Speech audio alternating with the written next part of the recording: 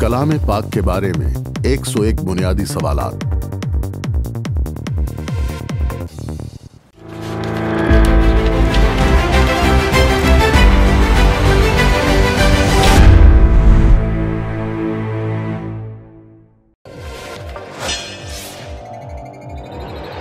किताब मुकद्दस के मुतालिक 101 सवालात। हजरत नूह की कश्ती पर सब जानवर कैसे गए? इंसान और जानवर दोनों की तख्लीक के कई नस्लों के बाद इंसान इंतहाई बदउन्वान हो गया था और खुदा ताला ने जमीन पर जिंदगी को तबाह करने का फैसला किया। एक शख्स हजरत नूह खुदा ताला की नजर में मुत्तकी और परहेजगार ठहरा। खुदा ताला ने हजरत नूह और उनके खानदान को छोड़ने का फैसला किया, लेकिन उन्होंने हजरत नूह को एक हैरत अंगेज हुक्म दिया और खुदावन ताला ने कहा कि मैं इंसान को जिसे मैंने पैदा किया रूई जमीन पर से मिटा डालूंगा, इंसान से लेकर हैवान और रेंगने वाले जानदार और हवा के परिंदों तक, क्योंकि मैं उनको बनाने से मलूल हूँ।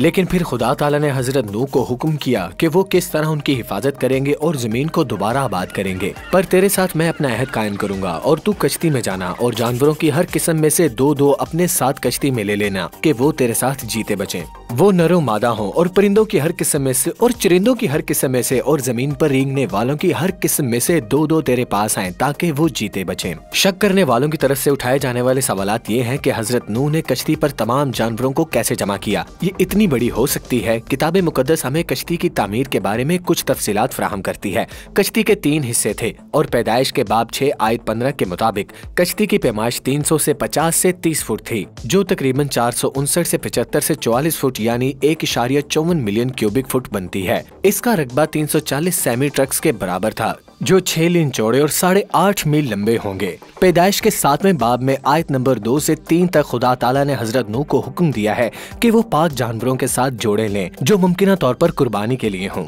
और नापाक जानवरों में से एक के साथ जोड़ा बनाए। दरअसल इब्रानी में इन इक्तसाबात में जानवरों और मवेशियों के लिए लफ्ज एक ही बहीमा है और इससे मुराद जमीनी रीढ़ की हड्डी वाले जानवर हैं। आमतौर पर रेंगने वाली जानदारों के लिए लफ्ज रिमस है, जिसके किताब मुकद्दस में कई मुख्तलिफ मायने हैं, लेकिन यहाँ ये रेंगने वाले जानवरों से मुराद है। अगर हम ये फर्ज कर लें कि लफ्ज किस्म लफ्ज उनवा का मुतरादिफ है, तो मुमालिया जानवरों, परिंदों, एम्फीबियन और रेंगने वाले जानवरों की बहुत सी इकसाम नहीं है। अर्तकाई हयातियात दान अर्नेस्ट मेयर ने उनवा की तादाद 17,600 बताई है। खुदा ताला ने बहुत से मुख्तलिफ किस्म के जानवरों को तख्लीक किया जिनमें हदूद के अंदर तगय्युर की बहुत ज्यादा सलाहियत थी। मिसाल के तौर पर घोड़े, ज़ेब्रा और गधे और इन जैसे बेशुमार किस्म के नस्ल के जानवर जो कश्ती पर मौजूद थे। कुत्ते, भेड़िए, कोयोटी और गीदड़ शायद कुत्ते जैसी जानवर की किस्म से हैं जो कश्ती पर मौजूद थे। आज तमाम मुख्तलिफ किस्म के घरेलू मवेशी जंगली बैल की नस्ल से हैं जो 1700 में मादूम हो गए थे, और हो सकता है कि जंगली बैल खुद एक किस्म के मवेशी की नस्ल से आए हों जिनमें बाइसन और पानी की भैंसें भी शामिल हैं।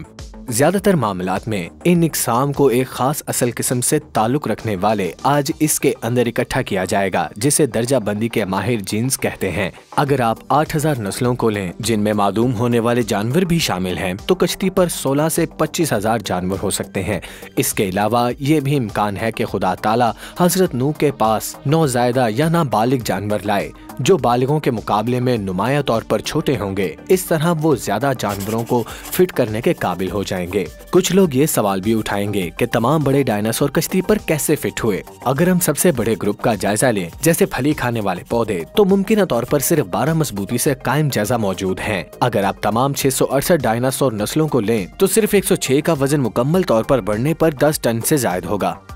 नस्लों की इस तादाद में मुमकिन तौर पर इसको बहुत ज्यादा बयान किया गया है। किताब मुकद्दस ये नहीं कहती कि जानवर मुकम्मल तौर पर बालिग थे। सबसे बड़े जानवर की नुमाइंदगी शायद 9 उम्र या उससे भी कम उम्र नमूने के जरिए की गई थी। कश्ती पर मौजूद तमाम जानवरों में से 15% भेड़ से बड़े होंगे। सैलाब के दौरान बहुत से समंदरी जानवर जिंदा बच गए, लेकिन जैसा कि फॉसिल रिकॉर्ड से पता चलता है, सैलाब की वजह से बहुत सी समंदरी इकसाम मादूम हो गईं। पौधे, बीज और पौधों के तैरते हुए जखीरे के तौर पर जिंदा रह गए होंगे। पैदाइश बाब 7 आयत 22 में बताया गया है कि सैलाब ने उन जमीनी जानवरों को खत्म कर दिया जो अपने नथनों से सांस लेते हैं। चूंकि कीड़े अपने बैरूनी ढांचे में छोटी ट्यूबों के जरिए सांस लेते हैं, लिहाजा वो कश्ती पर हो सकते थे या नहीं। वो और दीगर गैर हमवार जानवर तैरते हुए पौधों पर जिंदा रह सकते थे। खाने के लिए कश्ती पर शायद अनाज और घास के साथ साथ खुश खाना मौजूद होगा। माहिरीन का अंदाजा है कि खाने की अशिया का हुजम कश्ती के कुल हुजम का सिर्फ 15% होगा और हो सकता है कि जानवरों के करीब जखीरा किया हो। वाफर बारिश के साथ बारिश का पानी जमा होने का इम्कान था और मुमकिन तौर पर ज्यादा से ज्यादा 9% जगह लेता होगा। खुदा ताला ने हजरत नूह को जो मंसूबा दिया था उसमें पानी के पाइप भी शामिल हो सकते थे। यहाँ हजरत नूह की अपनी तख्लीकी सलाहियतों को इस तरह इजाफे करने की इजाजत दी गई थी। आखिरकार ये मर्द और औरतें ज़हीन लोग थे। अखराज की जरूरियात को ढलवान वाले फर्श या आम पिंजरों के जरिए संभाला जा सकता था, जहाँ खाद जानवरों से दूर गिर सकती थी और वाफर पानी से बह सकती थी। चिरा और पेट काई जैसे जज्ब करने वाले मवाद भी नमी के मवाद और बदबू को कम कर सकते थे। किताब मुकद्दस सैलाब के दौरान तुम सरमाई के इम्कान को मुस्तरद नहीं करती, लेकिन फिर भी जगह मौजूद थी, भले ही जानवरों के पास दिन रात सोने का मामूल हो।